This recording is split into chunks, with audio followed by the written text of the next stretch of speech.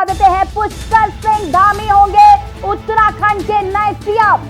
बड़ी खबर आपको हम बता रहे हैं, पुष्कर सिंह धामी होंगे उत्तराखंड के नए सीएम। 11वें मुख्यमंत्री के तौर पर लेंगे शपथ। इस वक्त की बड़ी खबर आपको हम बता रहे हैं, पुष्कर सिंह धामी होंगे उत्तराखंड के नए सीएम। आपको बता दें कि बीजेपी ने एक युवा चेहरा चुना है मुख्यमंत्री पद के लिए। पुष्कर सिंह धामी एक युवा चेहरा है और वही होंगे उत्तराखंड के 11वें मुख्यमंत्री। विधायक दल की बैठक में फैसला लिया गया है, पुष्कर सिंह धामी होंगे मुख्यमंत्री। और इसी खबर पर ज्यादा जानकारी के साथ ब्यूरो चीफ राजेश वर्मा जी हमारे साथ फोन लाइन पर जुड़ चुके हैं। राजेश जी, पुष्कर सिंह धामी होंगे उत्तराखंड के नए सीएम, क्या कुछ जानकारी अभी तक?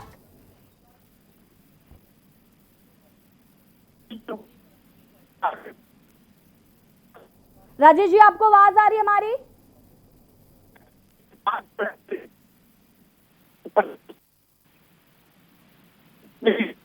राजेश जी की आवाज हम तक नहीं पहुंच पा रही है। इस वक्त की बड़ी खबर आपको बता रहे हैं,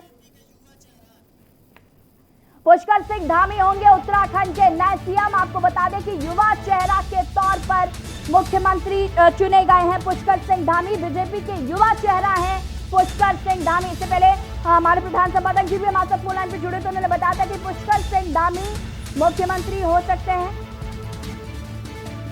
आपको बता दें कि भगत सिंह कोश्यारी के बहुत ही करीबी माने जाते हैं पुष्कर सिंह धामी और 11वें मुख्यमंत्री के तौर पर शपथ लेंगे पुष्कर सिंह धामी।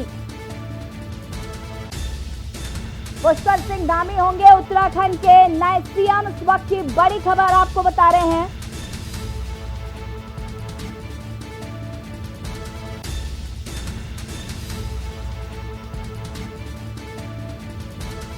आपको बता दें कि उधम सिंह नगर की खटीमा सीट से विधायक है पुष्कर सिंह धामी। इस वक्त की बड़ी खबर आपको हम बता रहे हैं, आपको बता दें कि लंबे समय तक युवा मोर्चा में अध्यक्ष रहे। आपको बता दें कि बड़े ही शांत स्वभाव के माने जाते हैं पुष्कर सिंह धामी और बीजेपी में युवा चेहरे के रूप में वो उभर के सामने आए। और इसी खबर पर हमारे साथ प्रधान संपादक दुर्गेंद्र सिंह चौहान जी भी फोन लाइन पर जुड़ चुके हैं। दुर्गेंद्र जी, पुष्कर सिंह धामी होंगे उत्तराखंड के 11वें मुख्यमंत्री और आपने कहीं ना कहीं थोड़ी देर पहले इस बात को कहा था कि अगर बीजेपी युवा चेहरे पर जाती है तो पुष्कर सिंह धामी ही मुख्यमंत्री होंगे, क्या कहना है? निश्चित तौर पर यशी, अभी हमारी थोड़ी देर पहले ही आपसे बात हो रही तो मैंने कहा था कि अगर युवा चेहरे पर दांव लगाती है बीजेपी तो बहुत ही डायनेमिक, बहुत ही वाइब्रेंट चेहरा है पुष्कर सिंह धामी। और जैसा कि मैंने कहा था कि बहुत सारे विधायकों के बहुत लोकप्रिय साथी हैं वो, और पुष्कर सिंह धामी को बहुत जो विधायक हैं बीजेपी की लगभग 30 से 40 विधायक बहुत अपना करीबी मानते हैं। और ये बहुत दिनों से बात को लेकर ये चल रहा था अंदर बीजेपी में कि पुष्कर धामी को नजरअंदाज किया जा रहा है। जैसा कि मैंने पिछली बार भी बताया था कि उनको जब तीरथ सिंह रावत को चीफ मिनिस्टर बनाया गया था तो उनको प्रदेश अध्यक्ष या डिप्टी सीएम बनाने की बात हो रही थी, लेकिन डिप्टी सीएम की व्यवस्था उत्तराखंड में नहीं बनाई गई और ना ही प्रदेश अध्यक्ष की कमान उन्हें दी गई। मदन कौशिक को प्रदेश अध्यक्ष इसलिए बना दिया गया था क्योंकि पुष्कर सिंह धामी के पास कोई बहुत लंबा अनुभव नहीं था। हालांकि वो युवा मोर्चे को उन्होंने उत्तराखंड में चलाया है बतौर प्रदेश अध्यक्ष, लेकिन उनको उस वक्त मौका नहीं दिया गया था। लेकिन जो सब्र का फल मीठा होता है ऐसी, और ये पुष्कर सिंह धामी के लिए बहुत मीठा फल है। मतलब ये इतना कहा जाए कि उनको सही समय पर, एक अभी बहुत उम्र नहीं है, 40 साल के अंदर हैं वो अभी, और वो मुख्यमंत्री बन गए उत्तराखंड राज्य के, मुझे लगता है। और लगातार कल शाम से ही मैंने कई ट्वीट किए और दर्शकों को भी बताया था कि उत्तराखंड में छत्री वहाँ की बिरादरी है उसको नजरअंदाज करना बहुत मुश्किल काम है। और वही हुआ कि बिना छत्री चेहरे पर ही बीजेपी ने दांव लगाया, जबकि कुछ खबरें सुबह आ रही थी कि शायद कोई ब्राह्मण चेहरा पे दांव लगाए, लेकिन आम आदमी पार्टी ने कर्नल कोठियाल को आगे किया है, इसलिए ये इस पर काफी मंथन किया गया और ये तय था कि जो 40 से 42 विधायक छत्री हैं बीजेपी के, तो एक छत्री चेहरे पर ही दांव लगना था। और ये बहुत, मुझे लगता है बहुत शानदार निर्णय है ये पुष्कर सिंह धामी को बनाने का, क्योंकि वो बहुत ही जमीन से जुड़े हैं। संगठन में भी उनकी उतनी ही पैठ है। जो पहाड़ के दुर्गम इलाकों में, दूर दूरस्थ इलाकों में पुष्कर सिंह धामी को लोग जानते हैं और एक पहचान है, उनको लोग जानते हैं। तो ये वास्तव में एक अच्छा निर्णय कहा जाएगा नेतृत्व का, विधायकों का। और मुझे लगता है कि इस बार जो पुष्कर धामी का नाम आया, ये निर्णय हुआ, तो इसमें कहीं ना कहीं विधायकों की बात सुनी गई। इसमें 100% केंद्र से थोपा हुआ व्यक्ति नहीं लग रहे हैं पुष्कर धामी जी। जी दुर्गे जी, हमारे साथ ब्यूरो चीफ राजेश वर्मा जी भी जुड़ चुके हैं। राजेश जी, आपसे जानना चाहेंगे, पुष्कर सिंह धामी होंगे उत्तराखंड के 11वें मुख्यमंत्री, क्या कुछ जानकारी है इसको लेकर? बिल्कुल, इसमें बता दूं कि जो विधायक मंडल की बैठक थी उसमें सहमति से जो है पुष्कर सिंह धामी को जो है अगला मुख्यमंत्री यानी कि अब कुछ देर बाद जो है मुख्यमंत्री नवनिर्वाचित मुख्यमंत्री उनके नाम की घोषणा होने के बाद जो है राजभवन के रवाना होंगे और वहां पर जो है ग्रहण समारोह जो है वो रखा गया है। सिंह धामी जो है कुमाऊं से है और खटीमा के विधायक है और बड़ा राजनीतिक समिति जो है वो किया है। और इस समय काफी जो आक्रोश, काफी जो जश्न का जो माहौल है वो कहीं ना कहीं पार्टी कार्यालय में साफ तौर से देखने को मिल रहा है। और तमाम कार्यकर्ता है इस समय पुष्कर सिंह धामी के जो नारे हैं जिंदाबाद पे वो लगा रहे हैं। तो एक बड़ा नेता जो है वो दोबारा जो है फिर नेतृत्व की बात जो है बड़ी जिम्मेदारी जो है वो पुष्कर सिंह धामी को मिली है। तो ये नाम जो है अब फाइनल हो चुका है और सहमति से जो है की बैठक में पुष्कर सिंह धामी के नाम लेकर के हरी झंडी जो है वो ये लगा दी गई है। जी राजेश जी, क्योंकि जिस तरीके से बात हो रही थी सुबह भी आपसे कि एक्सपीरियंस की और युवा चेहरे की, अगर एक्सपीरियंस पर भाजपा जाती है, क्योंकि 2022 के चुनाव काफी नजदीक है और चूंकि एक नया चेहरा अगर आता है तो उन्हें कहीं ना कहीं चीजों को समझने में ही वक्त लगेगा और उसके बाद चुनाव आ जाएंगे। ऐसे में ये माना जा रहा था कि किसी एक्सपीरियंस व्यक्ति के साथ जाएगी भाजपा और उन्हें मुख्यमंत्री बनाया जाएगा। ऐसे में सतपाल महाराज का नाम आगे आ रहा था और त्रिवेंद्र सिंह रावत की वापसी लगभग तय मानी जा रही थी, लेकिन बीजेपी ने एक युवा चेहरा चुना और कहीं ना कहीं जिस तरीके से अब एक बहुत बड़ी उपलब्धि कह सकते हैं पुष्कर सिंह धामी के लिए, क्योंकि वो उत्तराखंड के 11वें मुख्यमंत्री के तौर पर घोषित किए गए हैं, वो मुख्यमंत्री होंगे। तो एक बड़ी जो पैड बनानी पड़ेगी पहले तो पुष्कर सिंह धामी को, और एक्सपीरियंस के साथ भाजपा नहीं गई है, युवा चेहरे के साथ गई है, इसको लेकर क्या कहना है? बिल्कुल, ये महत्वपूर्ण सवाल है क्योंकि अब कहीं ना कहीं संगठन को लगता था कि युवा जो है कहीं ना कहीं मुख्यमंत्री जो है वो प्रदेश की सामान संभालता है और इसीलिए एक बड़ा निर्णायक जो निर्णय है वो विधायक बैठक से निकल के सामने आया है। और पुष्कर सिंह धामी जिस तरीके से प्रयास लगाने से, क्योंकि पहले से ही कल से ही हमने अपने सूत्रों के हवाले से पुष्कर सिंह धामी जो है वो हो सकते हैं मुख्यमंत्री, और कहीं ना कहीं मुख्यमंत्री की जो दौड़ वाली बात थी उसको कहीं ना कहीं हरी झंडी मिली है। और जिस तरीके से युवा की बात करें तो कहीं ना कहीं जो विपक्ष है लगातार जो है प्रयास कर रहा है कि सरकार को घेरने की कोशिश हो रही है और जो लगातार 2022 के अगर जो चुनाव आ रहे हैं कहीं ना कहीं युवाओं को एक कहीं ना कहीं मजबूत करने के लिए, युवाओं को अपनी तरफ आकर्षित करने के लिए पुष्कर सिंह धामी का जो नाम चयनित किया है तो कहीं ना कहीं बड़ी जो है सोची समझी रणनीति है भाजपा की, क्योंकि वो कोई रिस्क जो है आगामी चुनाव को लेकर के वो इस समय नहीं उठा सकती, क्योंकि उसको लगता है कि प्रदेश में जो 5 साल में। और बीजापुर, राजेश जी आपको यहाँ पर हम रोकना चाहेंगे और बीजापुर गेस्ट हाउस की सीधी तस्वीरें हम आपको दिखा रहे हैं जहां पर पुष्कर सिंह धामी को पुष्प कुछ देकर बधाइयां दी जा रही है। आपको बता दें कि युवा चेहरा माने जाते हैं भाजपा के और 11वें मुख्यमंत्री के तौर पर है, क्या कुछ कह रहे सुन लेते हैं।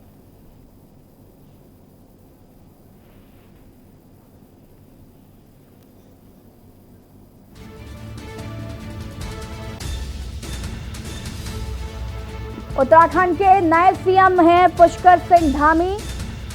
आपको बता दें कि 2 बार खटीमा से विधायक रह चुके हैं और बीजेपी युवा मोर्चा के अध्यक्ष भी रह चुके हैं पुष्कर सिंह धामी। उत्तराखंड के नए सीएम का हुआ ऐलान। आपको बता दें कि 11वें मुख्यमंत्री के तौर पर पुष्कर सिंह धामी लेंगे शपथ।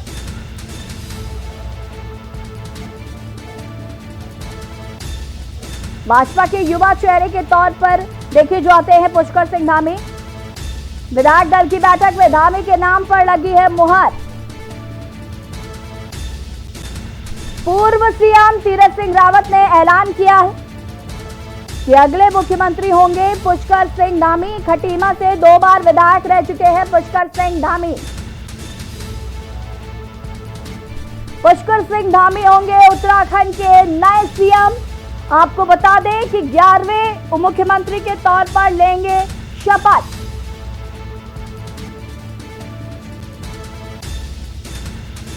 दो बार नेतृत्व परिवर्तन आपको बता दें कि उत्तराखंड की राजनीति में हुआ। सबसे पहले त्रिवेंद्र सिंह रावत ने इस्तीफा दिया, जिसके बाद तीरथ सिंह रावत मुख्यमंत्री बने और तीरथ सिंह रावत के इस्तीफा देने के बाद पुष्कर सिंह धामी को मुख्यमंत्री घोषित कर दिया गया है। और ये सीधी तस्वीरें हम आपको दिखा रहे हैं, समर्थकों की ये तस्वीरें हैं जो कि पुष्कर सिंह धामी के नाम के नारे लगाते हुए आपको यहाँ पर नजर आ रहे हैं। एक्सक्लूसिव तस्वीरें सिर्फ के न्यूज पर हम आपको दिखा रहे हैं। पूर्व सीएम तीरथ रावत ने नाम का ऐलान किया, पुष्कर सिंह धामी होंगे उत्तराखंड के अगले मुख्यमंत्री। 11वें मुख्यमंत्री के तौर पर लेंगे शपथ। और ये समर्थकों की तस्वीरें, जिस तरीके से यहाँ पर जमावड़ा लगा हुआ है लोगों के जो समर्थक हैं उनका, और यहाँ पर पुष्कर सिंह धामी के नाम के नारे लगाए जा रहे हैं। लोगों में साफ तरीके से उत्साह जो है वो देखने को मिल रहा है। लगातार हम जिस तरीके से बात कर रहे थे, सुबह से ही कयासों का दौर जो है वो शुरू हो गया था। यहाँ तक कि कल से ही जब इस्तीफा सौंपा था उसके बाद से ही कयास लगाए जा रहे थे कि शायद सतपाल महाराज को मुख्यमंत्री बना दिया जाएगा, शायद धन सिंह रावत को मुख्यमंत्री बनाया जा सकता है, भगत सिंह कोश्यारी को मुख्यमंत्री बनाया जा सकता है। और इन सभी नाम को पीछे छोड़ते हुए पुष्कर सिंह धामी के नाम पर लगी है मुहर और उत्तराखंड के 11वें मुख्यमंत्री के तौर पर लेंगे शपथ। पल पल की अपडेट हम आपको उत्तराखंड की खबरों से जुड़ी हुई दे रहे हैं। खटीमा से आपको बता दें कि विधायक है पुष्कर सिंह धामी। हालांकि ये तय था कि इस बार जो मुख्यमंत्री बनेगा वो विधायक ही होगा। 57 विधायक थे भाजपा के, जिनमें से एक नाम कोई भी हो सकता था, लेकिन सतपाल महाराज, धन सिंह रावत, भगत सिंह कोश्यारी के नाम टॉप पर चल रहे थे। और आज सुबह से ही त्रिवेंद्र सिंह रावत का नाम काफी सुर्खियों में रहा था, क्योंकि कहीं ना कहीं ये लग रहा था कि भाजपा एक्सपीरियंस के साथ जाएगी, क्योंकि 2022 में विधानसभा चुनाव होने हैं। ऐसे में अगर कोई नया चेहरा आता है या युवा चेहरा आता है तो उन्हें पहले समझने में समय लगेगा। लेकिन भाजपा एक्सपीरियंस के साथ नहीं गई, युवा चेहरे के साथ गई। और आपको बता दें कि पुष्कर सिंह धामी को मुख्यमंत्री घोषित कर दिया गया है और 11वें मुख्यमंत्री के तौर पर पुष्कर सिंह धामी लेंगे शपथ। उत्तराखंड के नए सीएम होंगे पुष्कर सिंह धामी।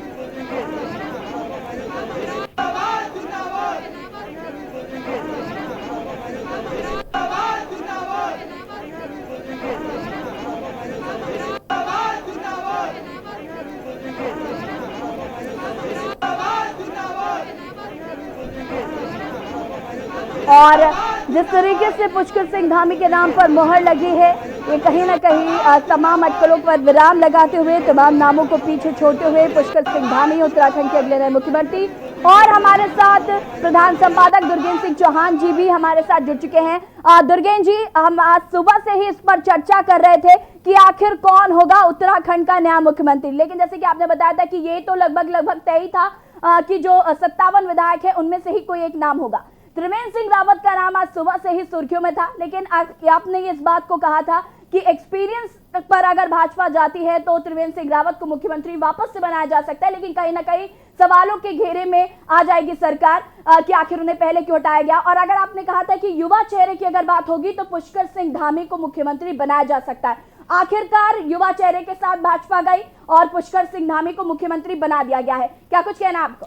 देखिए ऐसी जैसा कि हम लोगों ने लगातार इस बात को कहा था, तमाम कई नाम चर्चा में थे, एक्सपीरियंस की बात हो रही थी, युवा की बात हो रही थी, लेकिन अब जो पुष्कर सिंह धामी को चीफ मिनिस्टर बनाने के पीछे एक लंबी रणनीति, अब इस बीजेपी ने पुष्कर सिंह धामी जैसे युवा चेहरे पर भरोसा जताकर इस बात को क्लियर कर दिया है कि उनके साथ वो लॉन्ग टर्म जाने वाली है बीजेपी। ऐसा नहीं है कि वो अभी 6 महीने बाद फिर अब उनके चेहरे पर हम चुनाव लड़ें और 6 महीने बाद फिर कोई जब सरकार बनने की स्थिति अगर आती है उत्तराखंड में तो फिर एक नया चेहरा बदल दें। तो अब बीजेपी ने पुष्कर सिंह धामी जैसे युवा चेहरे पर दांव लगाकर इस बात को स्पष्ट कर दिया है कि चुनाव के साथ भी और चुनाव के बाद भी। इसका मतलब पुष्कर सिंह धामी अब लंबे समय तक उत्तराखंड का नेतृत्व करने वाले हैं। ये संकेत और ये संदेश भारतीय जनता पार्टी के शीर्ष नेतृत्व और प्रदेश के जो उनके नेता हैं उन्होंने दे दिया है। जहां तक विधायकों की बात है, कुल मिलाकर 16 सितंबर 1975 को पिथौरागढ़ की एक पिछड़ी हुई ग्राम सभा में पुष्कर सिंह धामी का जन्म होता है और वो सीमांत क्षेत्र जो भारत और नेपाल से जुड़ा हुआ है खटीमा, वहाँ का उनका निर्वाचन क्षेत्र है।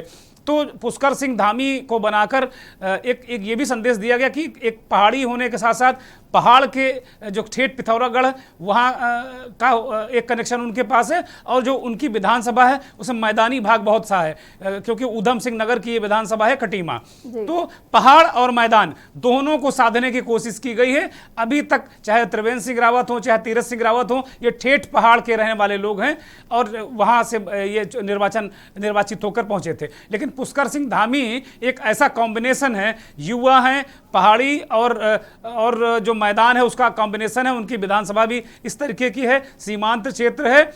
और आप देखेंगे तो कुल मिलाकर ये कुमाऊं जो ये खटीमा है, ये कुमाऊं रीजन में है, गढ़वाल से मुख्यमंत्री नहीं है। जबकि दोनों मुख्यमंत्री इससे पहले चाहे त्रिवेंद्र सिंह रावत हो चाहे तीरथ सिंह रावत हो, ये कुमाऊं से आते हैं, गढ़वाल से आते हैं।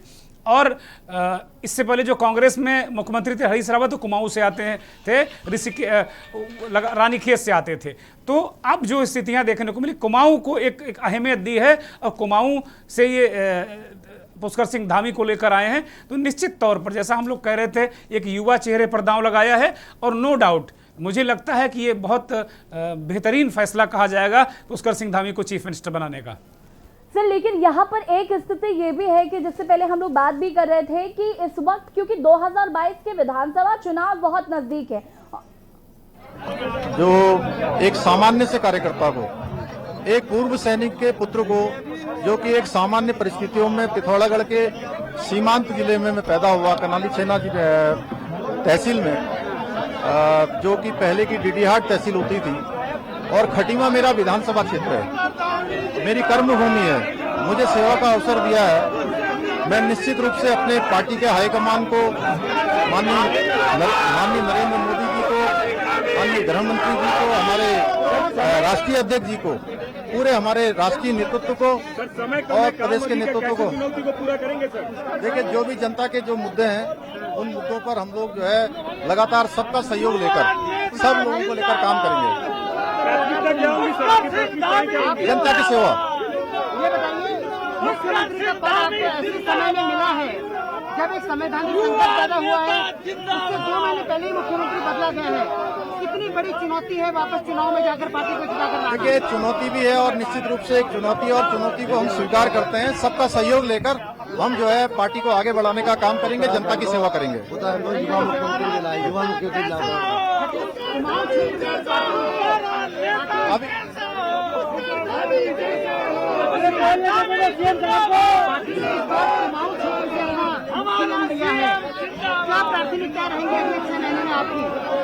देखिए, मैंने कहा कि जनता की सेवा और निश्चित रूप से जो मेरे पूर्ववर्ती लोगों ने जो काम को आगे बढ़ाया है उस काम को आगे बढ़ाऊंगा। चलिए।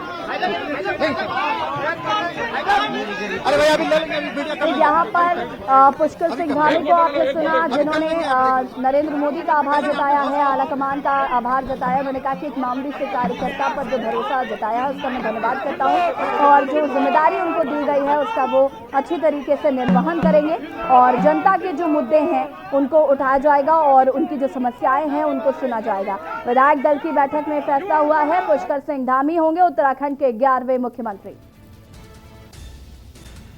आपको बता दें कि खटीमा से 2 बार के विधायक है पुष्कर सिंह धामी।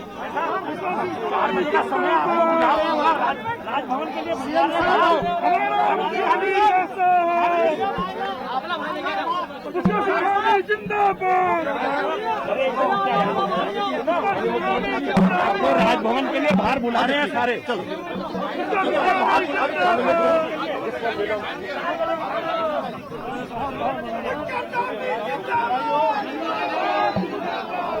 आपको बता दें कि उत्तराखंड के नए सीएम होंगे पुष्कर सिंह धामी और आज ही वो शपथ ग्रहण कर सकते हैं। और आपको बता दें कि 11वें मुख्यमंत्री के तौर पर पुष्कर सिंह धामी मुख्यमंत्री बन रहे हैं। और सबसे बड़ी बात यह है कि युवा चेहरे पर दाव लगाया है इस बार भाजपा ने। युवा चेहरा भाजपा के माने जो आते हैं। खटीमा से 2 बार के विधायक हैं पुष्कर सिंह धामी और उन्होंने कहा कि खटीमा से एक अलग लगाव है क्योंकि वो मेरी कर्मभूमि है। और जिस तरीके से आपको बता दें कि पुष्कर सिंह धामी के बारे में कहा जाता है कि बहुत ही शांत स्वभाव के हैं और जिस तरीके से उन्होंने आला कमान का भी आभार जताया है।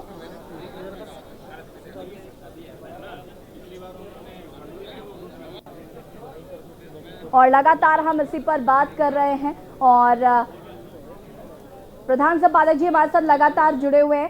सर आपसे जानना चाहेंगे, जैसे कि मैं बात कर रही थी पहले भी कि एक जो 2022 में विधानसभा चुनाव होने हैं, ऐसे में कहीं ना कहीं भाजपा के लिए एक बड़ी चुनौती है कि अब वो 2022 के चुनाव को कैसे जीतेगी, क्योंकि कहीं ना कहीं आप सुबह इस बात को कह रहे थे कि एक्सपीरियंस भी बहुत जरूरी है, लेकिन अब उन्होंने युवा चेहरा जो है पुष्कर सिंह धामी को मुख्यमंत्री घोषित किया है। इसका कितना फायदा उनको मिलेगा और किस तरीके से आगे काम हो पाएगा 2022 के विधानसभा चुनाव का दारोमदार, क्योंकि पूरा पुष्कर सिंह धामी पर आ गया।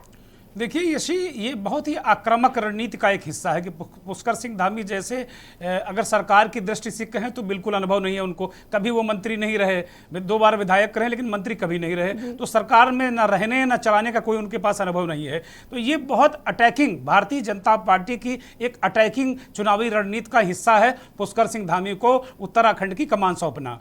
पुष्कर सिंह धामी गंभीर हैं, धीर हैं, गंभीर हैं, संवेदनशील हैं, मात्र 45 साल के हैं वो अभी, और एक बड़ा जीवन उनके सामने है एक युवा चेहरे के रूप में। अगर उत्तर प्रदेश को देखें तो योगी जी 45 प्लस हैं, यहाँ अगर एक उन्होंने चेहरा प्रस्तुत किया पुष्कर धामी के 45 साल के करेक्ट हो रहे हैं। तो बीजेपी इनके पीछे एक विजन भी है बीजेपी का, एक लंबे समय तक इस नेता को आगे ले जाने का। तो जो जहाँ तक आपने कही चुनावी बात, तो जाहिर सी बात है कि अगर एक अनुभव एक बहुत बड़े काम आता है, अनुभव बहुत बड़ी चीज़ होता है, लेकिन ऊर्जा और काम करने की जो लगन होती है और एक युवा होना, क्योंकि पहाड़ का दुर्गम इलाका है, मुझे लगता है कि ज़्यादा मूवमेंट पुष्कर सिंह धामी करेंगे। और कुमाऊं से लेके गढ़वाल तक पूरा जो इलाका, पिथौरागढ़, ये सब जो पूरा इलाका है वो बिल्कुल उनका छाना हुआ है और एक बहुत ठीक ठाक नेता हैं वो। और संगठन में उन्होंने अच्छा काम किया है, भारतीय जनता युवा मोर्चा के प्रदेश अध्यक्ष रहे हैं, तो मोर्चे का उन्होंने पूरे उत्तराखंड में विस्तार किया है। और मैं अपने दर्शकों को एक बात, बड़ी महत्वपूर्ण बात बता दूं कि पुष्कर सिंह धामी शायद देश में ऐसे दूसरे नेता होंगे जो छात्र नेता होते हुए मुख्यमंत्री की कुर्सी तक पहुंचे हैं। लखनऊ विश्वविद्यालय में 90 के दशक में पुष्कर धामी छात्र राजनीति किया करते थे। अखिल भारतीय विद्यार्थी परिषद में शामिल होकर उन्होंने एक अच्छा खासा संगठन लखनऊ विश्वविद्यालय में बनाया और लखनऊ विश्वविद्यालय के वो अच्छे खासे छात्र नेता हुआ करते थे। असम के मुख्यमंत्री प्रफुल्ल कुमार महंतो के बाद अगर देखा जाए तो पुष्कर धामी देश के ऐसे दूसरे मुख्यमंत्री होंगे जो छात्र नेता रहे हैं और ठीक ठाक छात्र नेता रहे हैं और वो आज मुख्यमंत्री की कुर्सी पर ये पहुंचे हैं। ये बहुत एक्सक्लूसिव जानकारी अपने दर्शकों को दे रहा हूँ। अब आप देखें कि उनका करियर एक स्काउट गाइड के रूप में शुरू होता है। गांव में वो पले बड़े हैं, उनके पिता सैनिक थे, माता एक बहुत धर्मपरायण और बहुत बेहतरीन महिला हैं। तो कुल मिलाकर उन्होंने गांव में स्काउट गाइड, एनएसएस, जो सेवा धर्म जो शुरुआती में हम लोग बचपन में एनसीसी, इससे वो निकल कर फिर संघ की शाखाओं में आए और धीरे धीरे करके डेवलप करके वो आगे जो सीनियर क्लासेस की पढ़ाई पढ़ने के लिए लखनऊ गए और वहाँ छात्र राजनीति में वो सक्रिय हो गए। तो ये एक जीवन चक्र है पुष्कर सिंह धामी का।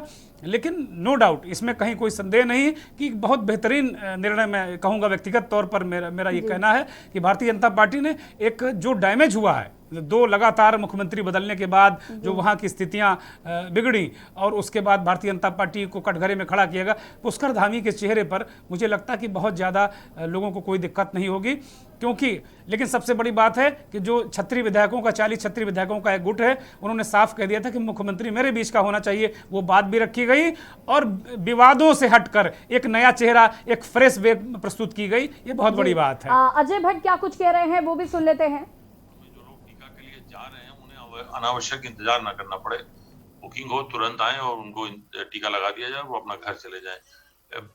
टीका केंद्रों पर अनावश्यक भीड़ लगने से भी जो है कोरोना प्रोटोकॉल का उल्लंघन होता है, इसलिए इसको प्रेरित किया जाए लोगों को। और गांव ग्रामीण क्षेत्रों में भी जो है कॉमन सर्विस सेंटर की सुविधा उपलब्ध कराई गई है। उसके साथ साथ जो हमारे आशा हैं, एएनएम हैं, उनको प्रेरित किया जाए कि वो अपने साथ सबको जो है एक समय के हिसाब से लेकर आए, ताकि सभी को समुचित समय से टीका भी लगे और किसी को बहुत ज्यादा किसी टीका केंद्र पर इंतजार भी ना करना पड़े और अनावश्यक भीड़ लगाकर जो है कोरोना प्रोटोकॉल का पालन भी हो।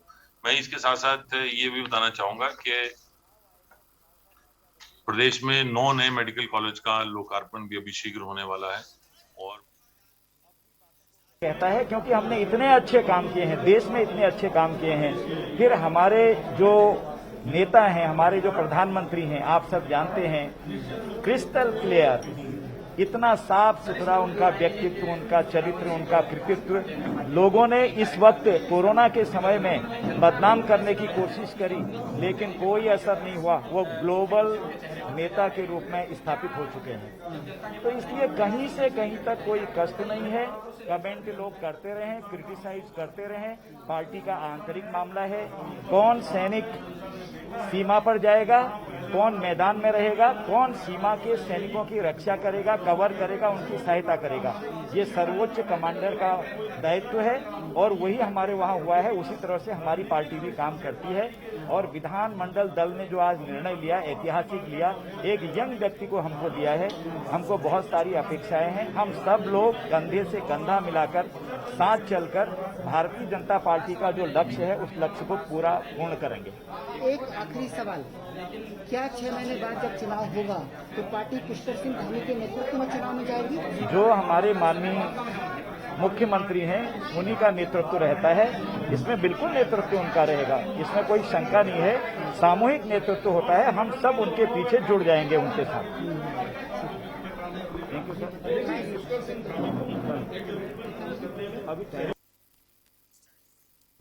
और यहाँ पर आपने बीजेपी सांसद अजय भट्ट को सुना।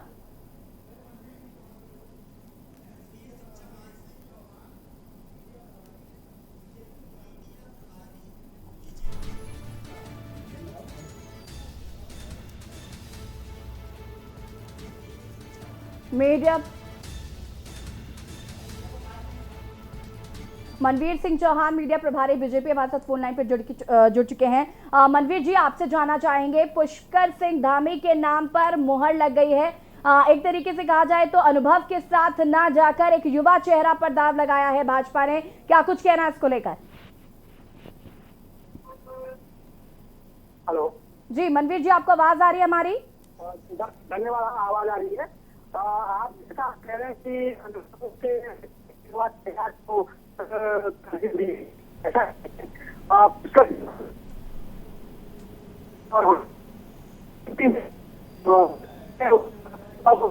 प्रदेश के अध्यक्ष रहे, प्रदेश के भारतीय जनता पार्टी के उपाध्यक्ष है और उनका प्रशासनिक अनुभव भी वो पूर्ण मुख्यमंत्री माननीय भगत सिंह कोश्यारी जी के साथ विशेष कार्य अधिकारी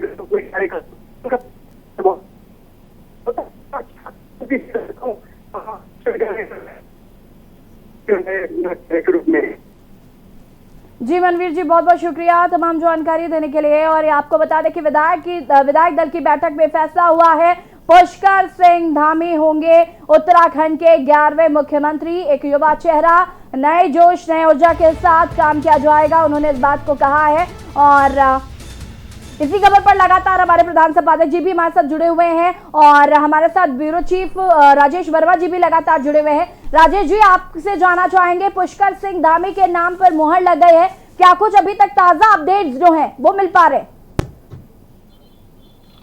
बिल्कुल यशी, मैं बता दूं कि पुष्कर धामी के नाम पर जो है हरी झंडी जो है वो लग गई है। विधानमंडल की बैठक के बाद जो है ये फाइनल कर दिया गया है और अब जो है काफिला जो है उनका निकल चुका है यहाँ से। और जो है जो अपडेट आ रही है कि शाम 6 बजे जो है वो राजभवन पहुंचेंगे। और कहीं ना कहीं जो एक उत्साह है लोगों के अंदर, खासतौर से कुमाऊं बेल्ट की बात करें, क्योंकि अभी तक हमने देखा है कि कुमाऊं को जो है कहीं ना कहीं जो कयास लगाए जा रहे थे, कुमाऊं से भी कोई बड़ा नेता जो है वो मुख्यमंत्री बनना चाहिए, तो वो एक कयास जो है वो कहीं ना कहीं पूरा होता दिखाई दे रहा है और हो चुका है। और कहीं ना कहीं एक जो कुमाऊं के खासतौर से जो लोग हैं उनके पास से जिस तरीके की तस्वीरें हम लोगों के पास आ रही है, तो काफी खुशी की जो लहर है वो खटीमा में खासतौर से उनके आवास पर मनाई जा रही है। और साथ ही साथ जो युवा नेता बने हैं और पहली बार एक नेता चुनना जो है कहीं ना कहीं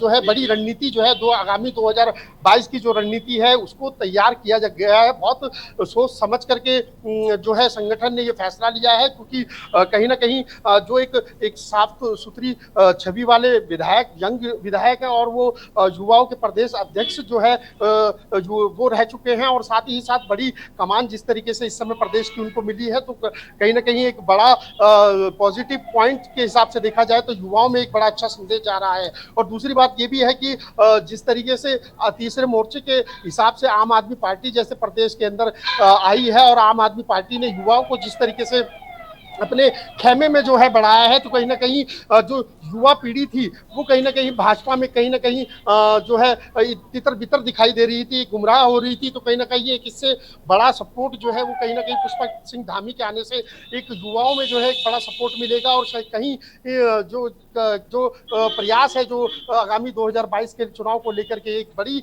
रणनीति जो है वो कहीं ना कहीं इस युवा चेहरे के साथ जो है वो भाजपा ने तैयार कर ली है। और अब जो चुनाव होगा आगामी 2022 का वो भी पुष्कर सिंह धामी के नाम पर होगा, उनके चेहरे पर होगा। तो कहीं ना कहीं ये कहा जा सकता है कि बड़ा जो है युवा नेता है और युवा भले ही उनको अनुभव, क्योंकि वो मंत्री पहले नहीं रहे, तमाम जो चीजें रही राजनीतिक दौर में उन्होंने काफी लंबे समय तक जो है वो उनको देखा जा रहा है। हर चीजों में अगर वो उनके क्षेत्र की भी कोई समस्या होती है तो उसको भी उठाने में वो हमेशा जो है वो लगातार जो है प्रयास जो है वो करते रहे हैं। और जिस तरीके से एक उनके नाम का ऐलान हो जाता है तो कहीं ना कहीं एक जो माहौल है वो कार्यकर्ताओं के बीच में वो साफ तौर पे प्रदेश कार्यालय में देखने को मिला है यशी। और इस समय जिस तरीके से अब हम जैसे आपको बता रहे हैं कि आज ही शाम तक जो है पुष्कर सिंह धामी जो है वो राज्यपाल बेबी रानी मौर्य जो है से मुलाकात करेंगे और आज ही उनको शपथ जो है वो दिलाई जा सकती है। यशी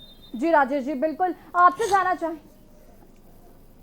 आगे आपसे और भी जानकारी लेंगे। राजेश जी आप हमारे साथ लगातार बने रहिए। दुर्गेन साहब, मैं आपसे यहाँ पर एक बात समझना चाहूंगी कि जिस तरीके से विपक्ष नेतृत्व परिवर्तन को लेकर लगातार हमलावर हो रहा था, कहीं ना कहीं पुष्कर सिंह धामी के नाम पर जिस तरीके से चर्चा हो रही थी और त्रिवेंद्र सिंह रावत के नाम पर चर्चा हो रही थी, सतपाल महाराज का नाम लगातार सामने आ रहा था और धन सिंह रावत जी का नाम लगातार सामने आ रहा था। मैं आपसे ये समझना चाहूंगी कि धन सिंह रावत का नाम पिछली बार भी जिस तरीके से नेतृत्व परिवर्तन में बहुत तेजी से रेस में आगे आ रहा था और आज भी उनका नाम बहुत रेस में आगे आ रहा था, तो क्या बड़ी वजह है जो धन सिंह रावत को ना चुनकर पुष्कर सिंह धामी को मुख्यमंत्री पद के लिए चुना जा रहा है?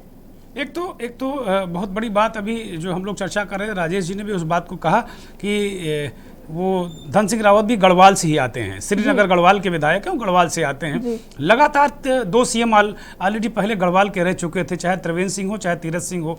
तो एक एंगल ये भी था कि गढ़वाल के बजाय इस बार कुमाऊं में जाना चाहते थे, क्योंकि कांग्रेस का संभावित चेहरा अगर हरीश रावत होते हैं तो वो भी कुमाऊं से हैं। तो ये गढ़वाल और कुमाऊं का वहाँ पहाड़ पर ये बहुत महत्व रखता है अपने आप में।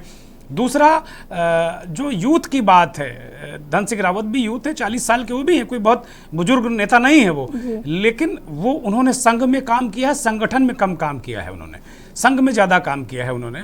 तो बहुत ज़्यादा पब्लिकली उतना धन सिंह नहीं रहा, लेकिन हाँ अंदर उनके जो चीज़ें हैं अंदर तक वो जानते हैं चीज़ों को। धन सिंह पहली बार ही विधायक है, पहली बार मंत्री भी बन गए वो।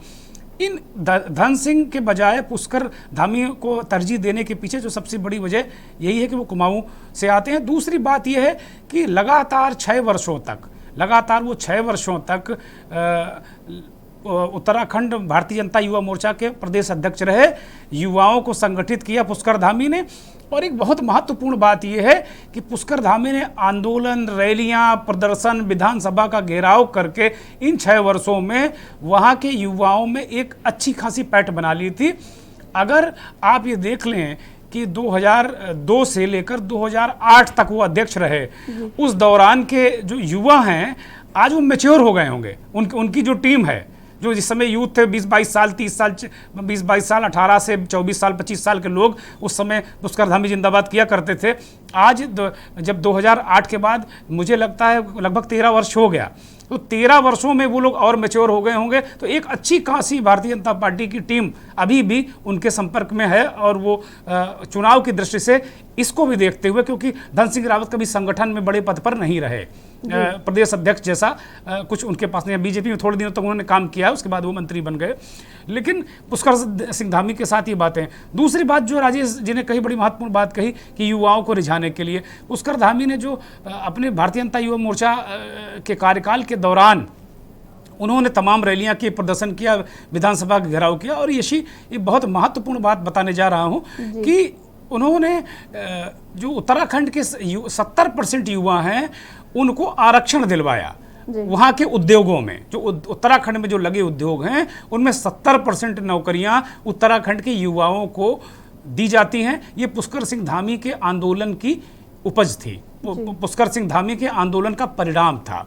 तो जाहिर सी बात है कि यूथ का चेहरा वो बड़े ठीक ठाक यूथ का चेहरा वो रहे हैं वहाँ पर। एक बड़ी वजह ये है, अब चुनाव के वक्त जब पुष्कर धामी सीएम बन गए हैं तो जाहिर सी बात है युवाओं को उनसे बहुत अपेक्षा होगी। और युवाओं की एक अच्छी खासी उनके पास टीम है।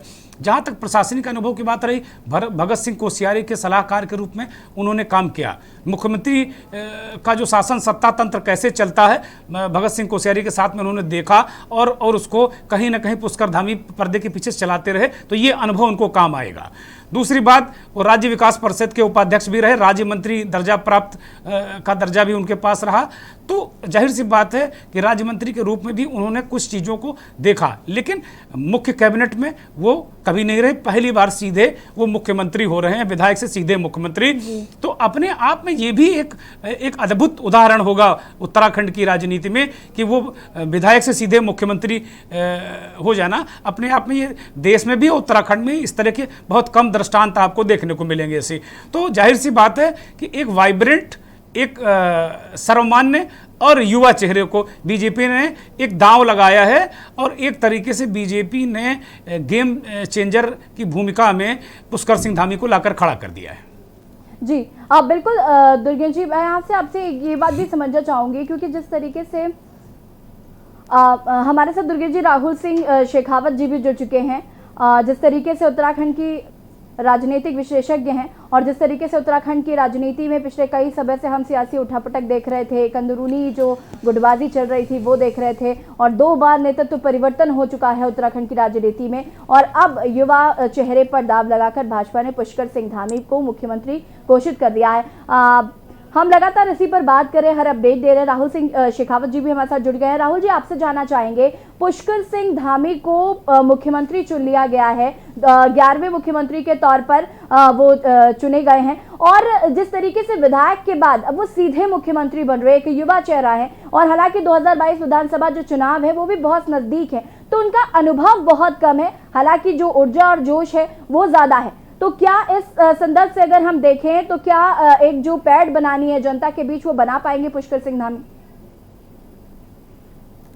मेरी जैसे पहले शायद आपसे बात हुई, किसी दूसरे चैनल पे बात हुई, तो मैंने एक बात कही थी कि डार्क हॉर्स ही सीएम होगा। जो तमाम जितने नाम चल रहे हैं, जो हैवी वेट नाम है, वो पहले भी चले थे और आगे भी चलेंगे, लेकिन जो मेरा मानना था कि डार्क हॉर्स सीएम होगा। हालांकि डार्क हॉर्स के लिहाज से मेरे पास 2 नाम थे, तो 2 में से एक इत्तेफाक ये निकले हैं। तो उत्तराखंड की राजनीति के लिहाज से अगर आप बात करोगे तो नाम थोड़ा चौंकाने वाला है, क्योंकि वो दूसरी बार के विधायक है, उसके अलावा कोई प्रशासनिक अनुभव पुष्कर सिंह के पास है नहीं, क्योंकि उनकी पहचान सिर्फ इतनी है कि वो भगत सिंह कोश्यारी जब बहुत अल्प समय के, जैसे जिस तरह से तीरथ सिंह रावत 111 दिन के सीएम थे, वैसे ही भगत सिंह कोश्यारी भी 122 दिन के सीएम उत्तराखंड की जो अंतरिम सरकार थी वहां भी नेतृत्व परिवर्तन हुआ था।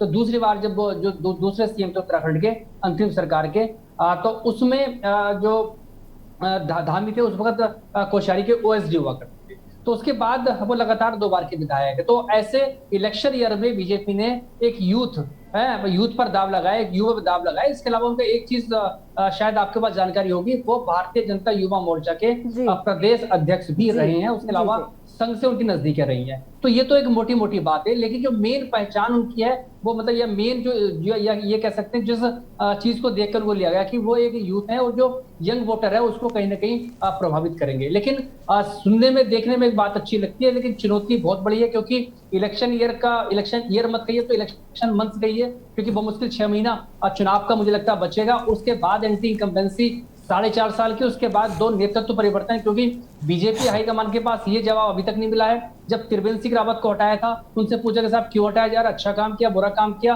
क्या दिक्कत है, बोले साहब दिल्ली वाले जाके पूछिए। उसके बाद दूसरे लाए गए तीरथ सिंह रावत, उनको हटाया गया तो संवैधानिक प्रक्रिया का उन्होंने हवाला दिया, जबकि वो भी एक तरह से सफेद झूठ है, क्योंकि कुछ संवैधानिक संकट की स्थिति तब आती जब आपने निर्वाचन आयोग में एक चिट्ठी दी होती कि साहब चुनाव करा दीजिए। निर्वाचन आयोग कहता कि साहब चुनाव नहीं हो सकते, तो उसके बाद फिर केंद्रीय मंत्री जो परिषद है उसका विस्तार था, लेकिन उनको हटाया गया, पुष्कर सिंह धामी को ला गया। देखिए सबसे बड़ा ये चीज है कि ये कांटों का ताज है।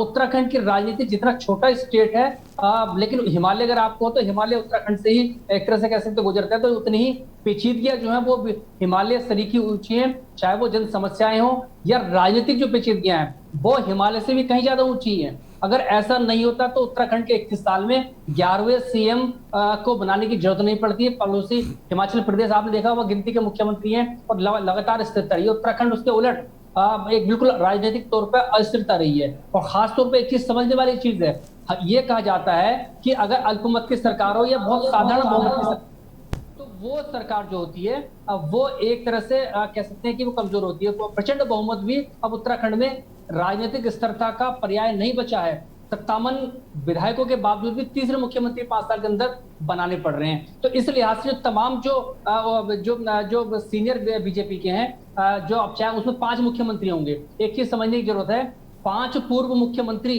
के साथ पुष्कर सिंह धामी को पार्टी में अपनी सरकार चलानी है और उनके जो सामने होंगे वो 5 पूर्व सीएम उनके पार्टी के होंगे। तो इस तरह से बहुत कांटों भरा ताज है। आप इसको ये भी कह सकते हैं कि एक तरह से उनके लिए एक अच्छी चीज है कि एक युवा मुख्यमंत्री बना है, लेकिन उस लिहाज से एक ही बात ये भी चल रही कि बलि का बकरा कौन बने। तो ये सारी स्थितियों में पुष्कर सिंह धामी को बना हुआ है, उनके ऊपर प्रेशर, एंटी इनकम्बेंसी, उसके अलावा जो गवर्नेंस है, जो सबसे बड़ा फेल्योर रहा है वो गवर्नेंस का है, क्योंकि गवर्नेंस के लिए अनुभव चाहिए होता है। तो अनुभव चाहे वो तीरथ सिंह रावत रहे हो कि उसके पास गवर्नेंस बिल्कुल भी नहीं था, वो बमुश्किल अंतरिम सरकार में कुछ महीनों के लिए मंत्री बने थे, उसके अलावा कभी वो सरकार में नहीं रही है। ठीक त्रिवेंद्र सिंह रावत 5 साल मंत्री जरूर रहे थे, लेकिन गवर्नेंस में उसके अलावा उनके पास नहीं था। तो कहीं ना कहीं जो गवर्नेंस वाला फैक्टर था वो हमेशा आड़े आता रहा है। अब पुष्कर सिंह धामी गवर्नेंस के मामले में, क्योंकि गवर्नेंस का उनका सीधा तौर पे प्रत्यक्ष अनुभव बिल्कुल नहीं है। हाँ, भगत सिंह कोश्यारी के काफी करीब रहे हैं और उनको मुख्यमंत्री बनाने में उनकी बहुत बड़ी भूमिका है, क्योंकि संघ के जो कोश्यारी के रिश्ते हैं बहुत नजदीकी हैं, उनकी काफी वहाँ पैठ है अच्छी खासी, और ये उनकी एक तरह से मतलब उनकी विरासत को एक तरह से कहता आप संभालेंगे। तो अब जो पूरा जो उम्मीदों का भार है पूरा वो पुष्कर सिंह धामी के ऊपर होगा।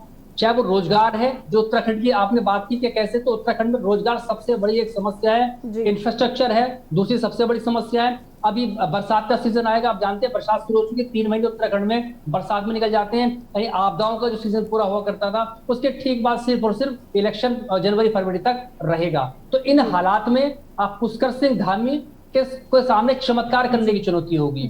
राहुल जी माफ कीजिएगा, मैं आपको यहाँ पर रोकना चाहूंगी। और बीजेपी मुख्यालय के बाहर से हमारे संवाददाता अंकित काला ने जायजा लिया है, क्या कुछ है आपको दिखाते हैं।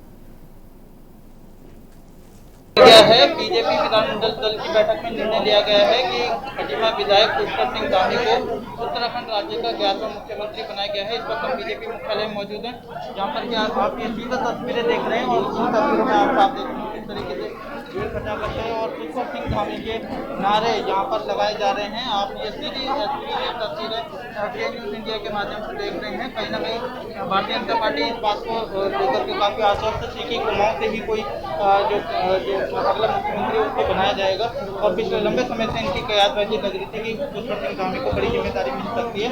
लेकिन आज बीजेपी विधानमंडल दल की बैठक में ये निर्णय हुआ है कि जो बीजेपी के विधायक हैं पुष्कर सिंह धामी, उनको उत्तराखंड राज्य का 11वां मुख्यमंत्री बनाया गया है। अपने सहयोगी लईक अहमद के साथ मंकित काला, के न्यूज़ इंडिया, देहरादून। और विधायक दल की बैठक में फैसला हुआ है, देवभूमि में होगा पुष्कर राज। आपको बता दें कि पुष्कर सिंह धामी 11वें मुख्यमंत्री के तौर पर शपथ लेंगे और आज शाम 6 बजे तक वो शपथ लेंगे।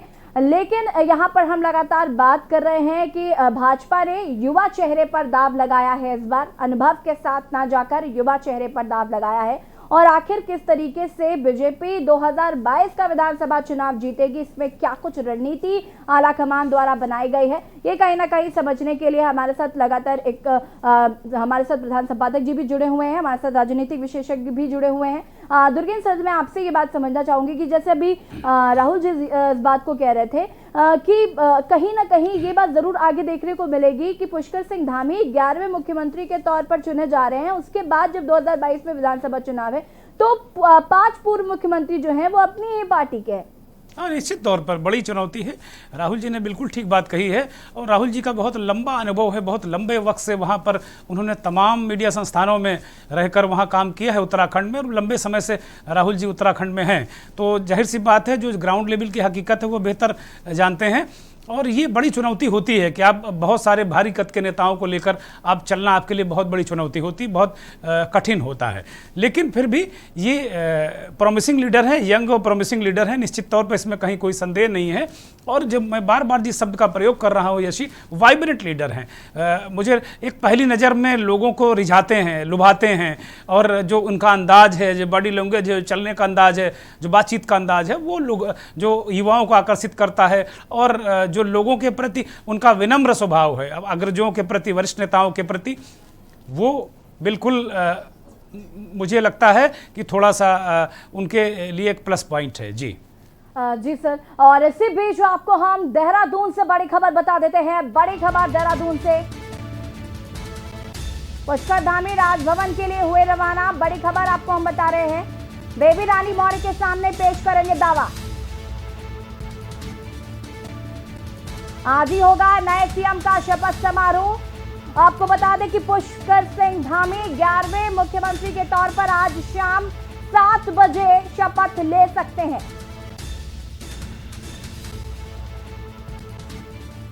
पुष्कर धामी राजभवन के लिए रवाना हो चुके हैं और आज शाम 7 बजे तक आपको बता दें कि मुख्यमंत्री पद के लिए शपथ ले सकते हैं। बेबी रानी मौर्य के सामने दावा पेश करेंगे। आज ही होगा नए सीएम का शपथ समारोह। लगातार हर एक अपडेट हम आप तक पहुंचा रहे हैं। हमारे साथ हमारे प्रधान संपादक जी भी लगातार जुड़े हुए हैं, राजनीतिक विशेषज्ञ राहुल जी भी लगातार जुड़े हुए हैं। दुर्गेश सर, आज ही शपथ ग्रहण समारोह होना है और वो रवाना भी हो चुके हैं राजभवन को लेकर, इसको लेकर क्या कहना है? नहीं, निश्चित तौर पर ये अब देखिए, कुल मिलाकर शपथ ग्रहण मात्र औपचारिकता है यशी। अब वो विधायक दल ने उनको, विधानमंडल दल की बैठक में विधायकों ने उनको अपना नेता चुन लिया है। अब एक पत्र राजभवन जाकर वो राज्यपाल को देंगे, ये सूचना जो विधानमंडल दल की बैठक की सूचना देंगे, उसके बाद वो राज्यपाल शपथ ग्रहण का समय देंगे और राजभवन में एक सादे समारोह में, चूँकि कोविड प्रोटोकॉल का भी तमाम ध्यान रखना है, तो मुझे लगता है कि बहुत संक्षिप्त और सादा समारोह होगा राजभवन में, और उसके बाद वो शपथ ले लेंगे मुख्यमंत्री के रूप में।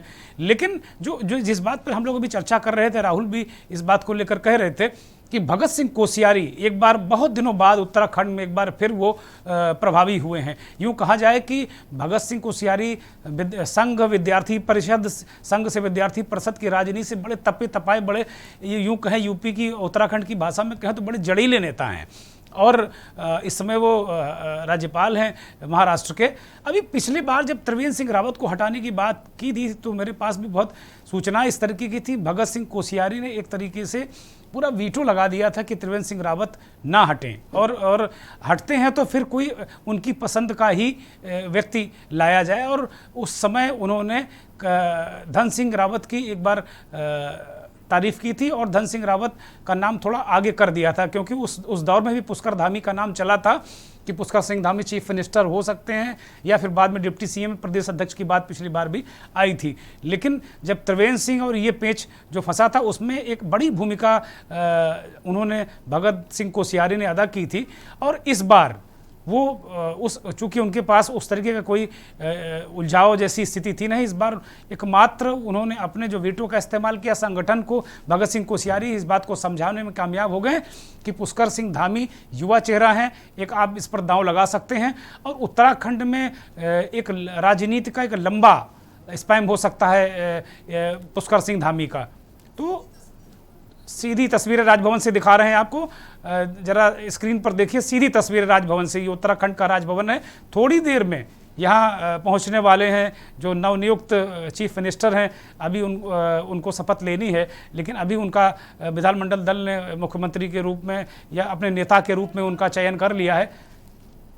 यशी जी, और ये सीधी तस्वीरें हम आपको दिखा रहे हैं के न्यूज पर, सिर्फ एक्सक्लूसिव तस्वीरें हम आपको दिखा रहे हैं कि राजभवन की ये तस्वीरें हैं। आपको बता दें कि पुष्कर सिंह धामी राजभवन पहुंच चुके हैं लगभग, और इसके बाद वो बेबी रानी मॉरिस के पास जाकर दावा पेश करेंगे और उसके बाद शाम को 7 बजे के आसपास वो शपथ ग्रहण करेंगे मुख्यमंत्री पद के लिए। पुष्कर सिंह धामी उत्तराखंड के 11वें मुख्यमंत्री के रूप में शपथ लेंगे। शाम 7 बजे तक शपथ ग्रहण समारोह होगा। राजभवन की ये सीधी तस्वीरें आपको दिखा रहे हैं, उत्तराखंड के राजभवन की ये तस्वीरें हैं। आपको बता दें कि खटीमा से विधायक हैं पुष्कर धामी, 2 बार से विधायक हैं, और युवा चेहरे पर इस बार भाजपा ने दाव लगाया है।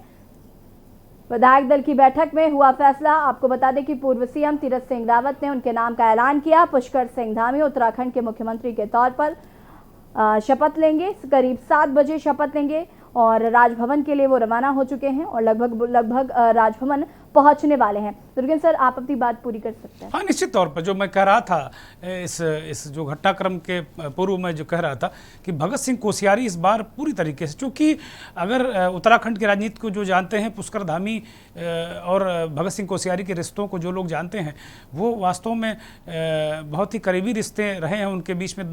पुष्कर सिंह धामी ने कोश्यारी जी के साथ बहुत लंबे समय तक काम किया, और अभी भी अगर पॉलिटिकल गॉडफादर किसी को कहा जाता है पुष्कर सिंह धामी का, तो भगत सिंह कोश्यारी हैं।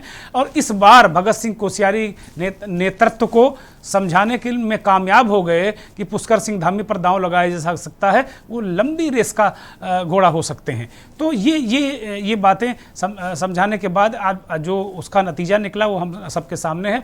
पुष्कर सिंह धामी उत्तराखंड के मुख्यमंत्री के रूप में शाम 7 बजे शपथ ले सकते हैं। और उत्तराखंड की राजनीति को एक तरीके से नए तरीके से, नए चश्मे से बीजेपी ने देखने की कोशिश की है। यूथ मुख्यमंत्री, मुझे नहीं याद पड़ता है कि इससे पहले कोई 45 साल का मुख्यमंत्री भारतीय जनता पार्टी ने बनाया हो। तो ये अपने आप में एक प्रयोग है जो युवा नेतृत्व को तैयार करने का, ये कहा जा सकता है कि, और इसमें संघ की बड़ी भूमिका है, कोश्यारी जी की बड़ी भूमिका है।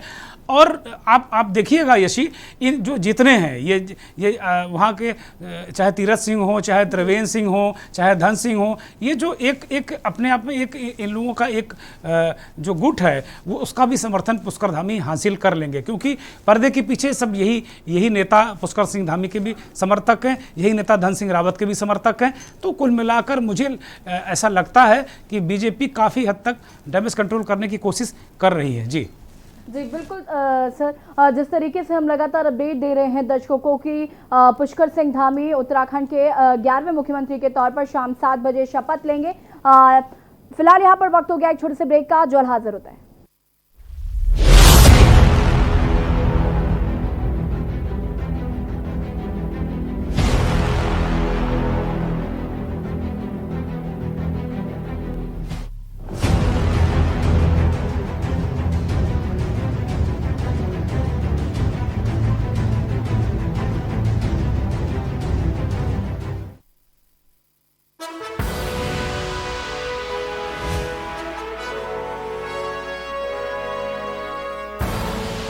आप देख रहे हैं के न्यूज, खबरों का सारथी। स्वाद और खुशबू में झूम के भाई लेके आए गोल्ड मसाले, गोल्डी मसाले, खुशबू और स्वाद ऐसा तो रिश्तों में गुस्सा कैसा।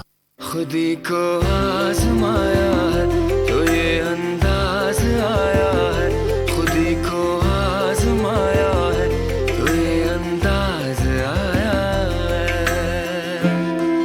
तुम में भी मैं हूं, शुद्ध प्लस पान मसाला। आप देख रहे हैं के न्यूज, खबरों का सारथी।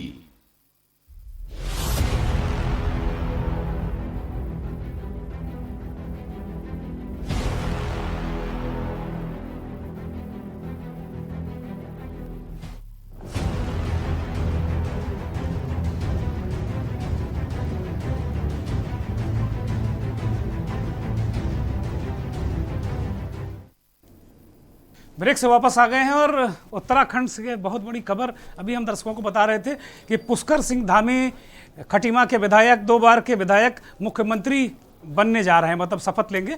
विधायक दल के नेता चुन लिए गए हैं, तो अब लगभग क्या तय है कि उनका मुख्यमंत्री बनना, और एक तरीके से आधिकारिक ऐलान हो गया है कि पुष्कर सिंह धामी उत्तराखंड राज्य के 11वें मुख्यमंत्री होंगे। हम लगातार विभिन्न मसलों पर चर्चा कर रहे थे। पुष्कर धामी के सामने जो नेतृत्व कैसे वो करेंगे, उनके आगे क्या चुनौतियाँ होंगी, क्या जो पार्टी संगठन के अंदर सरकार और संगठन का सामंजस्य कैसा होगा, और क्या क्या चुनौतियां हैं उत्तराखंड राज्य के जो आम नागरिक हैं, जो पहाड़ की क्या समस्याएं हैं, मैदान की क्या समस्याएं हैं, कुमाऊं गढ़वाल का मसला भी समझने की कोशिश करेंगे। हमारे साथ बहुत वरिष्ठ पत्रकार और राजनीतिक विश्लेषक राहुल शेखावत जुड़े हुए हैं।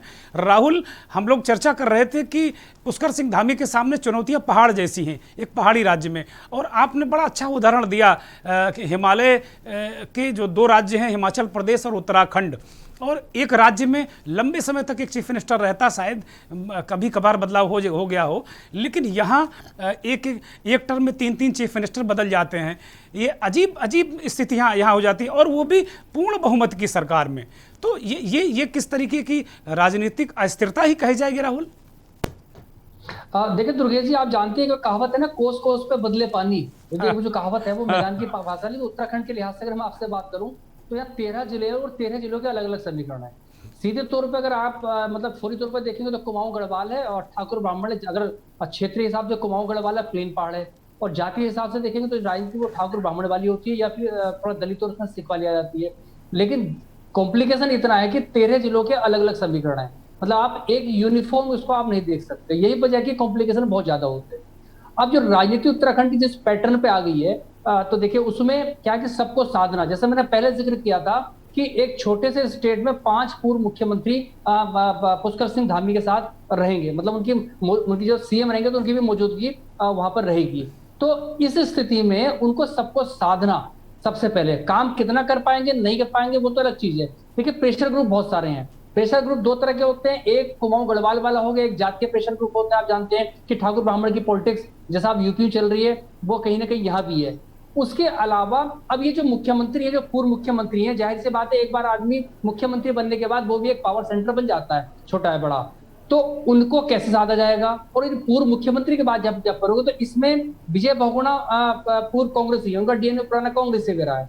तो इस तरह से, और उसके अलावा कुछ जो है तलबगार रहे मुख्यमंत्री बनने के, उसमें गैर कांग्रेसी भी हैं और उसमें माफ कीजिएगा जो कांग्रेसी मूल हैं, और उसके अलावा बीजेपी के भी हैं। तो इनमें सबको साधना, काम आप तब कर पाओगे जब सबको साध लोगे। ये सबसे बड़ी चुनौती उनके सामने होगी। त्रिवेंद्र सिंह रावत जब मुख्यमंत्री बनते, मैं दूसरे चैनल पर इंटरव्यू किया था, 2 सवाल ऐसे थे जो त्रिवेंद्र सिंह रावत से मैंने पूछे थे और बाद तक उनका पीछा किया था। मैंने उनसे पहला सवाल ये किया था कि आपकी कैबिनेट में बहुत वरिष्ठ मंत्री है, उनमें से एक जो है वो यूपी के मंत्री रहे हैं, उसके अलावा विधायक ऐसे हैं जो यूपी के टाइम से विधायक चले आ रहे हैं, तो आप उम्र के लिहाज से बहुत छोटे, तो कैसे आप उनको टैकल करोगे। खैर उनका अपना एक जवाब था।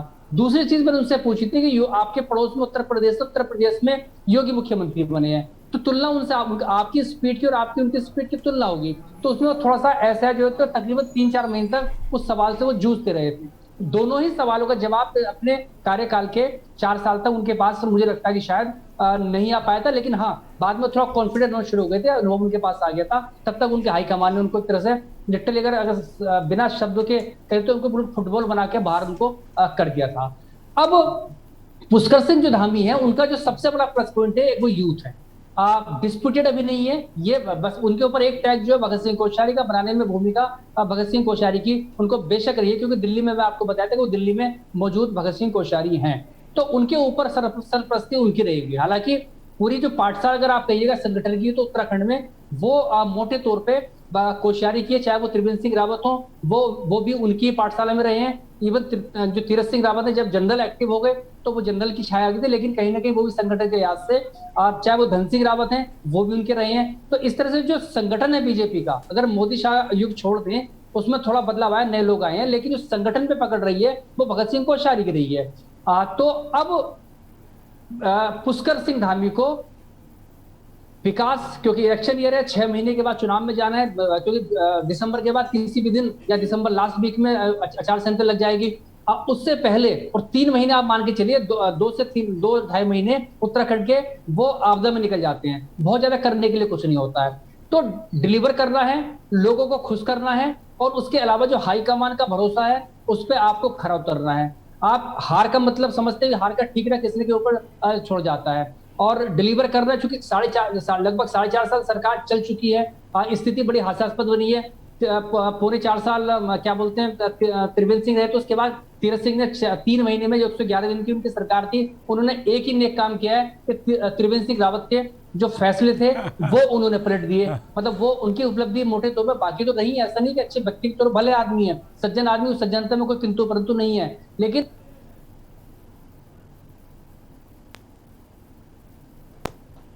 उनके जो फैसले थे वो उनको पलटा, जिनके खिलाफ कुछ गुस्सा भी था। तो अब ये सवाल उठता है कि पुष्कर सिंह धामी उपलब्धि कैसे बताएं, कुछ वो नया काम करें उसको उपलब्धि बताएंगे, क्योंकि ये भी संकट होता है कि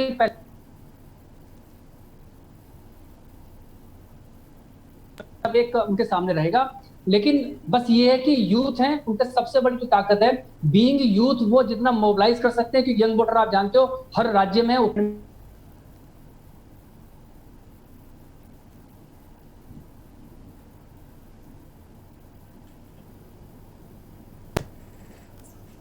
लगता है राहुल जी से संपर्क नहीं हो पा रहा है। दुर्गेश जी, आपसे मैं ये बात जानना चाहूंगी, क्योंकि जैसे कि सतपाल महाराज का नाम भी काफी सुर्खियों में रहा, और सतपाल महाराज को लेकर भी लगातार एक कयास लगाए जा रहे थे कि वो मुख्यमंत्री बन सकते हैं, लेकिन ऐसा नहीं हुआ और उसकी जगह पुष्कर धामी को चुन लिया गया। पिछली बार भी यही हुआ था कि सतपाल महाराज का नाम रेस में चल रहा था। सतपाल महाराज आखिर क्यों नहीं मुख्यमंत्री पद के लिए अभी तक उनको चुना गया है, या फिर क्या वजह है? एक बड़ी वजह आप समझते हैं कि सतपाल महाराज हमेशा रेस में आगे तो रहते हैं, लेकिन उसके बाद मुख्यमंत्री कोई और बन जाता है। यसी सतपाल महाराज को खुद से ये जवाब ले लेना चाहिए।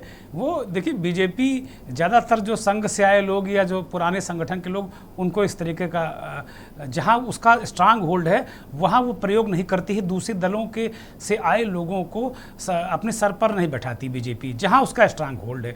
और मान लीजिए जहाँ उसके पास कुछ खोने के लिए होता नहीं है, जैसे असम में आप देख लीजिए, उन्होंने पहली बार सोनेवाल को लेकर सरकार बनाई, और हिमंता बिस्वा शर्मा जो कांग्रेस से ताज़ा उसी समय आए हुए थे, उनकी ताकत का इस्तेमाल किया, लेकिन उनको तत्काल मुख्यमंत्री नहीं बनाया। पूरे 5 साल इंतजार करवाया, और इस बार बीजेपी को जब लगा कि हिमंता बिस्वा शर्मा पार्टी छोड़ जाएंगे, अगर उनको इस बार नहीं बनाया गया चीफ मिनिस्टर तो वो पार्टी छोड़ जाएंगे, तब उनको असम का चीफ मिनिस्टर बनाया गया। यही हालत कुल मिलाकर सतपाल महाराज के साथ रहे कि वो कांग्रेस में लंबे समय तक रहे हैं, उनका एक अपना पद है, इसमें कहीं कोई संदेह नहीं। लेकिन वो बीजेपी की सरकार में मुख्यमंत्री बनने का सपना अगर वो पाल रहे हैं, तो मुझे लगता है सतपाल महाराज गलती कर रहे हैं। अब यहाँ से उनके इस सपने पर बीजेपी में कम से कम मैं मानता हूँ पूर्ण विराम लग चुका है। अब सतपाल महाराज को इस बात को मान लेना चाहिए कि वो कैबिनेट मंत्री हो सकते हैं, वो उनके पास कई विभाग आ सकते हैं, वो ताकतवर मंत्री हो सकते हैं, लेकिन उत्तराखंड राज्य में अब सतपाल महाराज भारतीय जनता पार्टी के किसी भी आउटफिट में वो चीफ मिनिस्टर नहीं हो सकते, ये बिल्कुल तय है।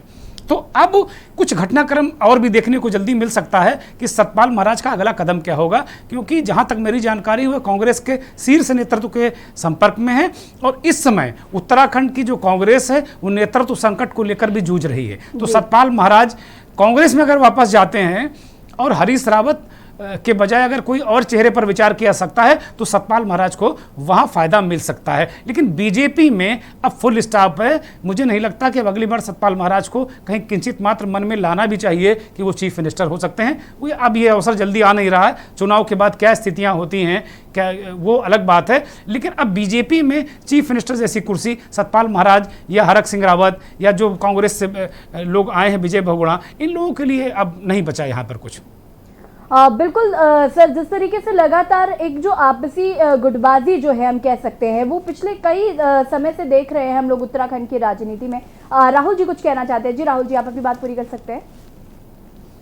जो बात कही ना मैं उसमें थोड़ा सा जोड़ना चाहूंगा जी। ये मैंने पहली बात मैं लगातार कहता हूँ, जब से ये तमाम जब भी नेतृत्व परिवर्तन होता है या जब भी पतंगबाजी होती है तो हमेशा नाम सतपाल महाराज का होता है। देखिए सतपाल महाराज एक शब्द के तौर पे चूंकि वो प्रवचन भी देते हैं, उस लिहाज से सतपाल महाराज का एक कदम के नेशनल मतलब पैन इंडिया उनकी फॉलोइंग है। लेकिन जब बात चूंकि सतपाल महाराज बीजेपी के अंदर या पहले कांग्रेस के अंदर एक नेता के तौर पे उनकी हैसियत है, तो देखिए नेता नगरी जो होती है, नेता नगरी में तो फिर वहां पर आपको उसके हिसाब से बिहेव करना पड़ेगा, व्यवहार आचार व्यवहार करना पड़ेगा। तो वो संत के तौर में, प्रवचनकर्ता के तौर में तो बहुत बड़े हैं, लेकिन राजनीतिक तौर पे वो कभी एक अंतर नहीं कर पाए सतपाल महाराज जी कि मैं संत के तौर पे कितना बड़ा हूँ और राजनीतिक तौर पे क्या वास्तव में उतना बड़ा हूँ।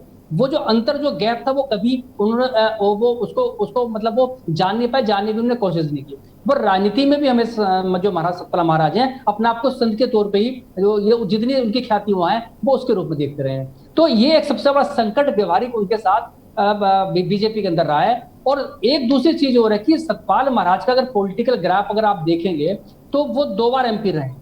अगर सांसद में जाते वो सांसद में पहली बार विधायक बने, उसके अलावा वो सिर्फ 2 चुनाव जीते, बाकी चुनाव सारे हारे हैं। अगर उनकी ताकत अगर आप देखेंगे तो उत्तराखंड में भी ताकत तो वो जमीन पर तो जनाधार उनका नहीं है, क्योंकि वो एक 96 का चुनाव जीते थे जब राष्ट्रीय मोर्चा की सरकार बनी थी, देवेगौड़ा प्रधानमंत्री थे, उसके बाद में आई.के. गुजराल बने थे। तो उसमें वो भी एक अपना में कहानी, हालांकि वो विषय बढ़ गया, उस पर नहीं जाऊंगा अभी मैं। तो 96 में चुनाव जीते थे वो भी, क्योंकि जब बहिष्कार राज्य आंदोलन के लिए एक बहिष्कार हो गया था। उसके अलावा 2009 में जब वो चुनाव जीते थे लोकसभा का, जब मनमोहन सिंह जी मुख्य प्रधानमंत्री थे, तो वो कांग्रेस की एक तरह से रिलेटिवली एक साइलेंट एक वेब थी।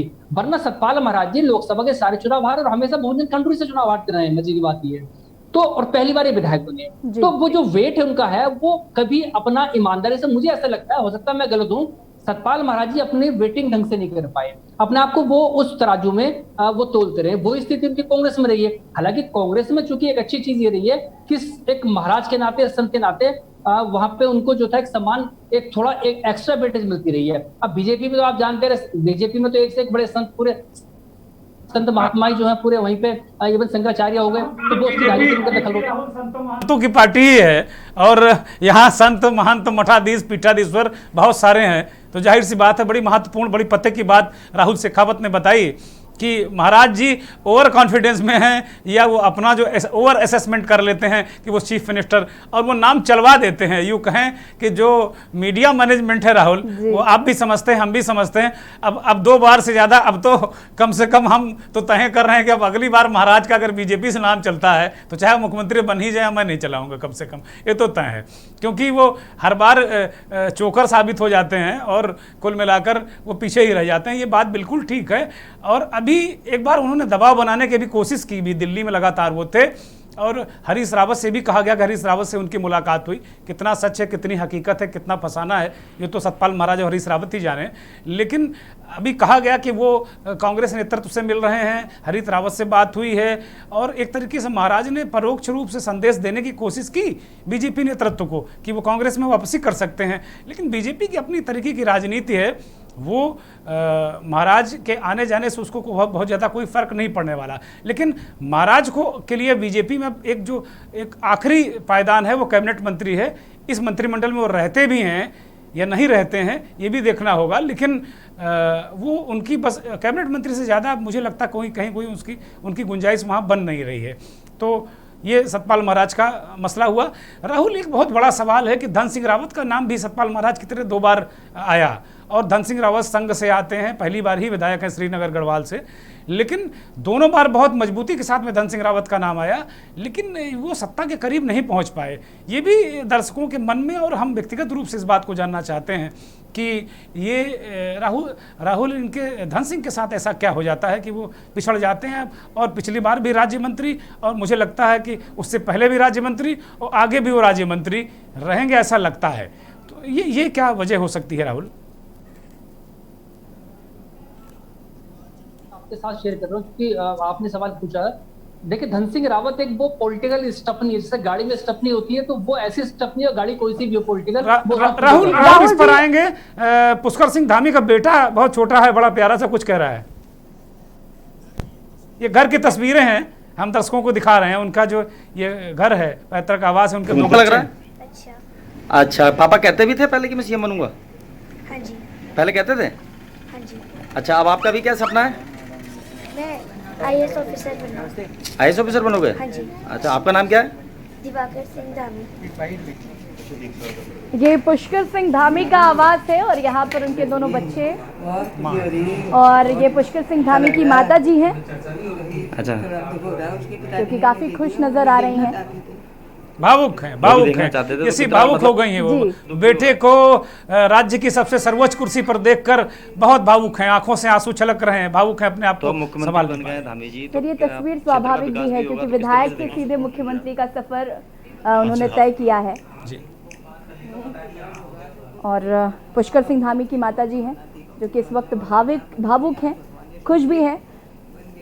खुशी के आंसू, यूँ कहें कि ये खुशी के आंसू हैं। पत्नी साहब, नरेंद्र मोदी जी का, माननीय श्री अमित शाह जी का, माननीय श्री राजनाथ सिंह जी का, माननीय श्री हमारे जेपी नड्डा जी का, सभी का, और समस्त पूरी हमारे क्षेत्र खटीमा की जनता का, देवतुल्य जनता का, जिन्होंने हमें धामी जी को यहाँ से 2 बार का विधायक बनाया, और उनकी योग्यता को देखते हुए आज पार्टी संगठन ने, पार्टी हाईकमान ने उन्हें ये दायित्व सौंपा है। और मैं ये भी कहना चाहूँगी, जो भी इनको जिम्मेदारी मिली है उस जिम्मेदारी को बखूबी निभाते हुए अपनी जो भी जिम्मेदारियां हैं उनसे ऊपर उठ करके वो कार्य करेंगे। और क्योंकि एक बहुत ही सामान्य परिवार में वो उन्होंने जन्म लिया है और सारी समस्याओं को उन्होंने बहुत नज़दीकियों से देखा है, अपनी क्षेत्र की जनता की समस्याओं को, तो जो है जो भी कार्य करेंगे बहुत बखूबी मैं समझती हूँ कि वो निभाएंगे उसे। क्या कहेंगे, समय भी कम बचा है और अगले 2022 में फिर चुनाव में तो एक नया चेहरा भी पार्टी ने दांव खेला है इस पर, तो क्या कुछ कहना चाहती हैं इस पर भी? देखिए, अब समय तो बहुत कम है, लेकिन मैं समझती हूँ कि जितना भी समय है उसमें वो पूरी लगन और मेहनत से, जितना भी उनसे हो सकेगा पूरी मेहनत से वो अपने क्षेत्र, अपने प्रदेश के लिए कार्य करेंगे, उसको आगे बढ़ाने के लिए कार्य करेंगे। विधायक थे तो कितना समय देते थे, मुख्यमंत्री बन गया तो क्या समय मिल पाएगा कि घर वालों को भी? क्या कुछ कहना चाहती हैं इस पर? देखिए, समय तो जो है उन्होंने हमें ज़्यादा नहीं दे पाते थे क्योंकि क्षेत्र की जिम्मेदारियां थी और उन्होंने अपनी क्षेत्र की जनता को ज़्यादा जो है उनके कार्यों में लगे रहे, क्योंकि यहाँ जब से वो विधायक बने हैं और उससे पहले की अगर मैं बात करूं, सभी लोग जानते हैं, क्षेत्र की जनता जानती है, जब वो यहाँ से पहली बार विधायक बने थे उससे पहले जो भी यहाँ से विधायक बने थे उन्होंने कभी पीछे मुड़ करके नहीं देखा, लेकिन उनको जो है जो जिम्मेदारियाँ मिली उस पर उन्होंने बहुत मेहनत करी, बहुत ही जो है दिन रात की नींद में कहूँगी उन्होंने खोई अपनी, और रात के 11-12 बजे तक वो जनता के बीच में रहते थे, अपनी समस्या उनकी समस्याओं को सुनते थे, सुबह 6 बजे से जनता के बीच में वो रहते थे। तो जो है सबसे पहले पुष्कर धामी के परिवार से आपको दिखाया कि उन्होंने उनका क्या कुछ कहना है। उनकी पत्नी जो कि काफ़ी खुश नज़र आ रही है, उन्होंने कहा कि वो अपने समय ज़रूर कम है लेकिन फिर भी वो अपना काम जितना भी समय है उसमें पूरी जिम्मेदारी के साथ करेंगे। उनके दोनों बच्चे काफ़ी खुश नज़र आए, उनकी माता जी काफ़ी भावुक नज़र आई, खुशी के आंसू जो हैं उनके चेहरे पर साफ दिखाई दे। और आपको बता दें कि शाम 7 बजे मुख्यमंत्री पद के लिए शपथ लेंगे पुष्कर सिंह धामी। हमारे साथ राहुल जी भी लगातार जुड़े हुए। राहुल जी, आप कुछ कह रहे थे, आप अपनी बात पूरी कर सकते हैं। तो हमने जो छोड़ी थी धन सिंह की, जी हाँ, तो धन सिंह बेसिकली क्या है, धन सिंह मतलब मेरे एक शब्द उनके बारे में रहा कि पॉलिटिकल स्टफनी, तो कोई सी भी पॉलिटिकल गाड़ी मतलब जो भी मुख्यमंत्री रहा हो वो उसमें फिट हो जाते हैं, जिसका निजाम है वो उसमें फिट हो जाते हैं। ये उनके अगर दिलचस्प उनके साथ ही जुड़ा रहा है। और दूसरा क्या है कि उस संगठन के मूल रूप से संगठन के कोर आरएसएस के आदमी है, तो लोगों से उनका जुड़ाव सीधे तौर पे वर्कर जो पार्टी का है वो उनके सीधे टच में रहता है। और वो अकेले मेरे ख्याल से मंत्री हैं जो उत्तराखंड के जितने ब्लॉक हैं वो सब में घूमे होंगे, वरना कोई भी मुख्यमंत्री छोड़िए कोई मंत्री भी उन वहां तक नहीं पहुंच पाया होगा। लेकिन दिक्कत घूम फिर के फिर वही आती है कि जो बात लीडरशिप की आती है। लीडरशिप जो एक संगठन की राजनीति एक अलग चीज है और गवर्नेंस की अलग चीज है। तो अगर त्रिवेंद्र सिंह रावत फेल हुए तो गवर्नेंस की वजह से फेल हुए हैं। अगर फेल हुए, जब हालांकि त्रिवेंद्र सिंह रावत बाद में जो बात का 1 साल था उनमें कॉन्फिडेंस आ गया, लेकिन जो डायलॉग बिल्कुल जो ब्लॉक था, लोगों में नाराजगी थी, वो उनकी दिक्कत रही थी। तीरथ सिंह रावत क्यों पूरे जो एक्सपोज हुए वो गवर्नेंस का उनको जी से उनका कोई वास्ता कब नहीं रहा है, तमाम उनके जो स्टेट्समैन होते थे। तो वही स्थिति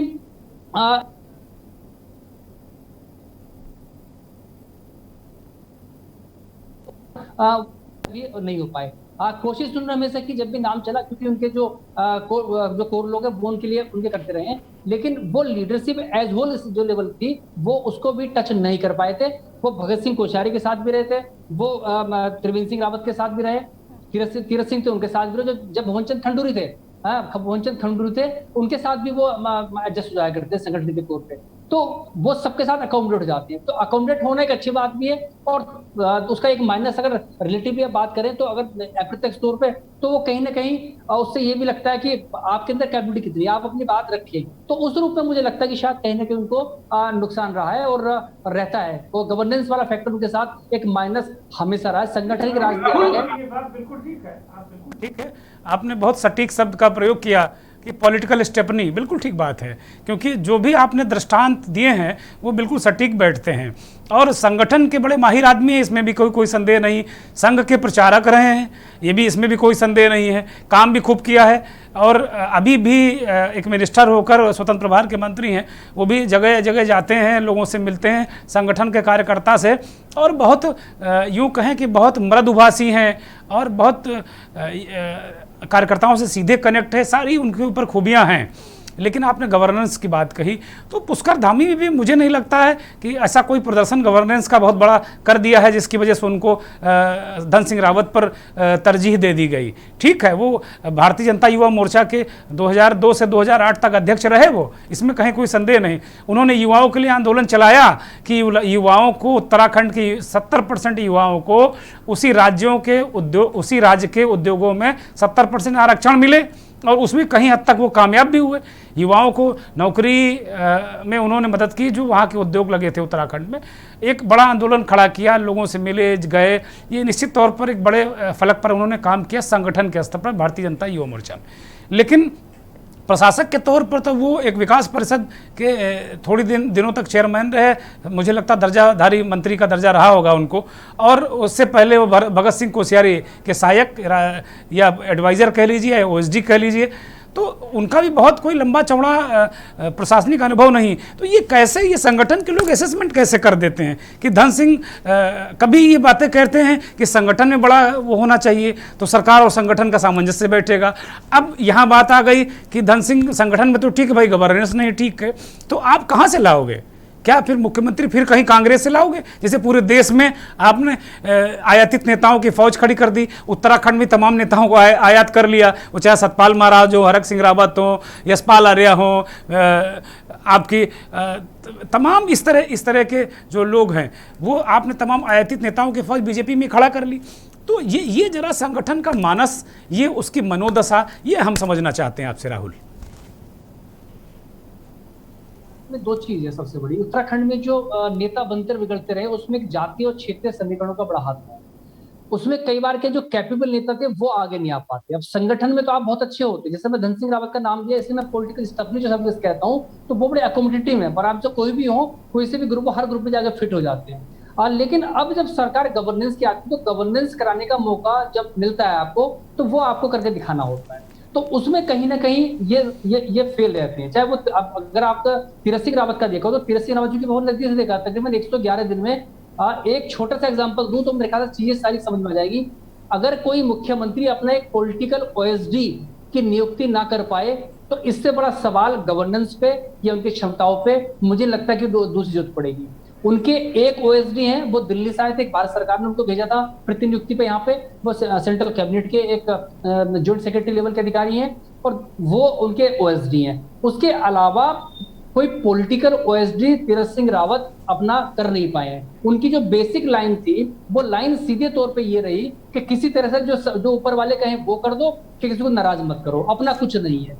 तो वही स्थिति कमोबेश त्रिवेंद्र सिंह रावत की थी, जो मोदी जी कहें वो करते जाओ। लेकिन उसके बाद त्रिवेंद्र सिंह रावत जो थे उनके अंदर एक गवर्नेंस की आनी शुरू हुई थी, थोड़ा क्योंकि दृढ़ता उनके साथ थी। लेकिन दृढ़ता और जो एरोगेंसी दो चीज का समागम हो जाए तो फिर वो दिक्कत देता। जो दिक्कत त्रिवेंद्र सिंह रावत के साथ आ गई, नतीजा कुर्सी उनकी चली गई। और अब वही स्थिति जो है यहाँ आती है, जब आप संगठन में होते तो आपको मीठी गोली आप दे सकते हो लोगों को, देखिए वो आराम से लोगों से मिलना, हाँ भैया बहन जी कैसे, आप सब ठीक है। लेकिन जब आप सरकार में होते हो आपको परफॉर्म करना पड़ता है। अगर मैं सपोज एक कॉमन वोटर या कॉमन सिटीजन की तरह बात करूं तो मैं अपने मंत्री से पूछूंगा, मुख्यमंत्री भैया मुझे मेरे बच्चों को मतलब नौकरी मिली है, उनको बच्चे, ये मेरे गाँव में अच्छी सड़क आई या नहीं आई, तो उस मोर्चे पे वो आपने कितना अच्छा किया, तो वो मैटर करता है। नरेंद्र तिवारी उत्तर प्रदेश के मुख्यमंत्री रहे हैं और उत्तराखंड के भी पहले निर्वाचित मुख्यमंत्री रहे। नरेंद्र तिवारी के काम आपको उत्तर प्रदेश में मिल जाएंगे और उत्तराखंड में मिल जाएंगे, है ना। इसी तरह और जो बाकी बात के सीम हैं, तो ये वो जो छाप है, इसका माने ये कि छाप आपके काम के, आपके व्यक्तित्व से छूटती है। तो उस मामले में इनके साथ एक वो दिक्कत रही है, वो नहीं छोड़ पाए हैं। और आज तो स्थिति उत्तराखंड की ये हो गई है कि जो एज हो लीडरशिप क्राइसिस कहीं ना कहीं नजर आ रहा है, वो उत्तराखंड जिसने कभी उत्तर प्रदेश के दौर में हेमवती नंदन बहुगुणा उत्तर प्रदेश को दिए हो, नरेंद्र तिवारी उत्तर प्रदेश को दिए हो, इवन हरीश रावत भी राष्ट्रीय स्तर कांग्रेस के रहे हैं। वो कभी किस जमान 90s में अगर आपको याद हो तो कांग्रेस के अध्यक्ष होने जा रहे थे, वो जो दूसरे चक्कर में वो नहीं बन पाए थे। तो ये बड़े नेता दिए, इवन गोविंद बल्लभ पंत तो उनके बाद उनके कैसे बनते। आज उत्तराखंड के बाद आज क्राइसिस ये है कि वो लीडरशिप जो क्वालिटी है वो कहीं ना कहीं सफर कर रही है। संगठन में अच्छे हैं लेकिन राहुल जी आपको यहाँ पर रोकना चाहेंगे और पुष्कर धामी की माता जी क्या कुछ कह रहे हैं सुन लेते हैं। आज हमारे सभी गांव वालों को बहुत ज़्यादा खुशी है कि हमारे बीच से इस सीमांत क्षेत्र से माननीय श्री पुष्कर सिंह धामी जी जो मुख्यमंत्री बने हैं, और उनका आज ये उनके हमारे ताऊ जी का जो सपना था आज जाके पूरा हुआ है मुख्यमंत्री बनने का, और हमारे बीच से ही निकले हैं। और ये जश्न की तस्वीर हम आपको दिखा रहे हैं उनके घर के बाहर किस तरीके से उनके समर्थक जश्न मना रहे हैं, आतिशबाजियाँ की जा रही हैं और परिवार में भी जिस तरीके से खुशी का माहौल है। उनकी माताजी भावुक भी हो गई आज, जिस तरीके से उनके विधायक 2 बार खटीमा से वो विधायक हैं और उसके बाद आज वो मुख्यमंत्री पद के लिए उनका नाम घोषित हुआ है और थोड़ी देर में वो शपथ भी ग्रहण करेंगे। पुष्कर सिंह धामी के घर से ये सीधी तस्वीरें हम आपको दिखा रहे हैं जहाँ पर जश्न मनाया जा रहा है उनके मुख्यमंत्री बनने पर। और उनकी पत्नी का भी यही कहना है कि जो जिम्मेदारी उनको दी गई है तो जिम्मेदारी का निर्वहन बहुत ईमानदारी के साथ करेंगे। के न्यूज़ पर सिर्फ एक्सक्लूसिव तस्वीरें हम आपको दिखा रहे हैं, उनके घर के बाहर की ये तस्वीरें। सबसे पहले के न्यूज़ पर आप ये तस्वीरें देख पा रहे हैं जहां पर आतिशबाजियां की जा रही हैं, उनके घर में जश्न मनाया जा रहा है और उनके 2 बेटे हैं और उनकी पत्नी, उनकी माता जी। पुष्कर सिंह धामी के घर से ये सीधी तस्वीरें हम आपको दिखा रहे हैं, एक्सक्लूसिव तस्वीरें जहां पर जश्न का माहौल देखने को मिल रहा है। आपको बता दें कि पुष्कर सिंह धामी उत्तराखंड के 11वें मुख्यमंत्री के तौर पर शपथ ग्रहण करेंगे। शाम 7 बजे के आसपास ये शपथ ग्रहण समारोह होगा। एक्सक्लूसिव तस्वीरें उनके घर के बाहर और भारी पुलिस फोर्स यहाँ पर आप देखने को मिल रहे हैं। और अब आपको ग्राफिक्स के जरिए बताते हैं कि आखिर कौन है पुष्कर सिंह धामी। पिथौरागढ़ के टुंडी गांव में हुआ जन्म। खटीमा विधानसभा सीट से विधायक हैं। बीजेपी युवा मोर्चा के प्रदेश अध्यक्ष रह चुके हैं। 2 बार खटीमा से विधायक रह चुके हैं। 2 बार खटीमा से विधायक रह चुके हैं पुष्कर सिंह धामी। राजनाथ सिंह के करीबी माने जाते हैं। मानव संसाधन प्रबंधन विषय में मास्टर डिग्री है उनको। औद्योगिक संबंध विषय में मास्टर डिग्री की है। 2002 में सीएम कोश्यारी के सलाहकार के रूप में भी रहे हैं पुष्कर सिंह धामी। संघ के बेहद करीबी माने जाते हैं पुष्कर धामी। और एक तस्वीर आपको और दिखाते हैं। जश्न की ये तस्वीरें हैं। पुष्कर सिंह धामी के परिजनों में खुशी का माहौल देखने को मिला और ये जश्न की तस्वीरें, ढोल नगाड़ों के साथ आतिशबाजियां भी यहाँ पर हुई और उनकी माता जी भी भावुक नजर आई। खुशी के आंसू जो है उनके चेहरे पर साफ नजर आए और उनकी पत्नी ने भी मीडिया से रूबरू होते हुए कहा कि उनके पति की जिम्मेदारी अब और बढ़ गई है और वो अपना काम अभी तक ईमानदारी से करते आए हैं, जिम्मेदारी के साथ करते आए हैं, आगे भी वो इसी तरह करेंगे। और उन्होंने मोदी का भी शुक्रिया किया, प्रधानमंत्री नरेंद्र मोदी को भी आभार जताया।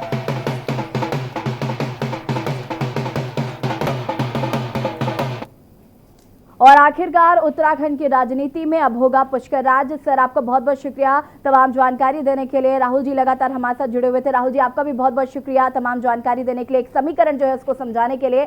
और हम आपको लगातार पल पल की अपडेट दे रहे हैं। देवभूमि में होगा पुष्कर राज। आपको बता दें कि 11वें मुख्यमंत्री के रूप में उत्तराखंड में मुख्यमंत्री पद की शपथ लेंगे पुष्कर सिंह धामी। आज शाम को 7 बजे होगा शपथ ग्रहण समारोह। फिलहाल हमारी खास पेशकश में इतना ही। देखते रहिए के न्यूज़ इंडिया। नमस्कार।